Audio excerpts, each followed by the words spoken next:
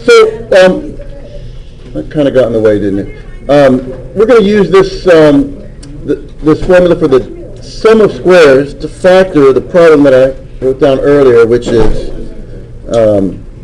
27 y to the third plus 1. So the question is, isn't this a sum of cubes? Let me rephrase that. Is this a cube?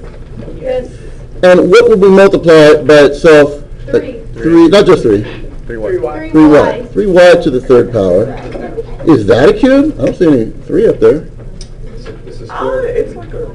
That's just a 1. That's a single. That's a 1 division. What's 1 times 1 times 1? Yeah, it's 1. So it's also a cube, isn't it? Okay? 1's a cube, a square, Yes, it is. it's everything. There it is. Wow, that's nice. 1 is all in 1. That's right. Okay, so I have a question. Whenever we see, let me say that another way. Instead of x, what will we write? Not just y. 3y. And instead of y, what will we write? I should use different letters. A 1, right? Yes, sir. So this will be not x plus y, but what plus what? 3y plus 1. There we go. 3y plus 1. I should have put equals there. And not x squared, but what squared? 3y squared. 3y. And we got to put the 3 for the moment in parentheses.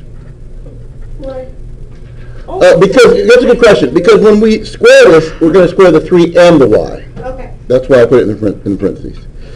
I used y in a couple different ways there, didn't I? Now we're going to subtract not x times y, but what times what? 3y. 3y times 1, right? And now I'm going to add not y to the second power, but what to the second power?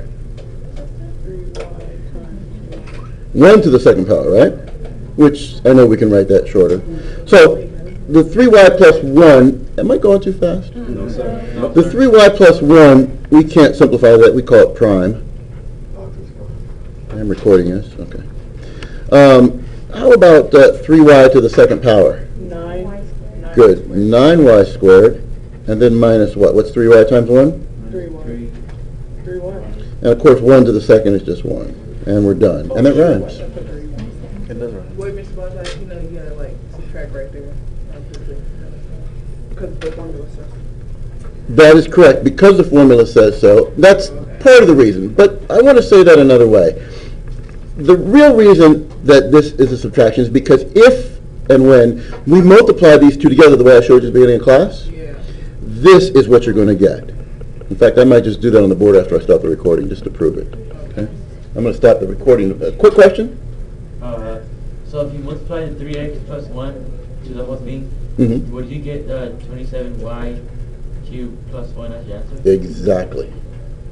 That's exactly right. I'm going to stop it now. The question was, yes, if I multiply this quantity, this polynomial, by this polynomial, the way I showed you earlier, we're going to get this.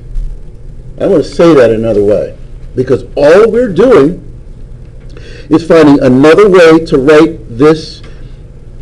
I want to call it, I don't want to use the word complicated, but it's a high degree. It's a third degree. And you know what's easier than a third degree polynomial? A second degree or a first degree. It doesn't look easier, but it's easier. So we wrote a higher degree, a harder problem, as the product of two easy problems. Plain English, we broke it down. We wrote it in another way, the secret to math.